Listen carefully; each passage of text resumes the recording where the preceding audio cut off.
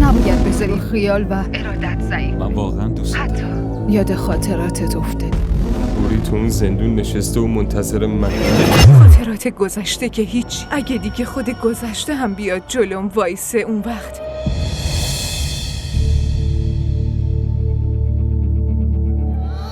من تو رو خیلی دوست دارم. هر مشکلی هم داشته باشی نمیتونی منو برای خودت نگه داری. شاهمیر واقعا نباید الان میرفت. به نظرم اون باید چند روز بیشتر پیش زنش میموند. تو ما زنا رو نمیشناسی جمال. میخوایم همه جور هوای عشق و محبتمون رو داشته باشیم.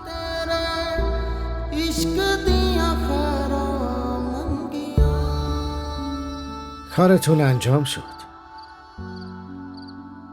این آدرس خونه قیصرخانه.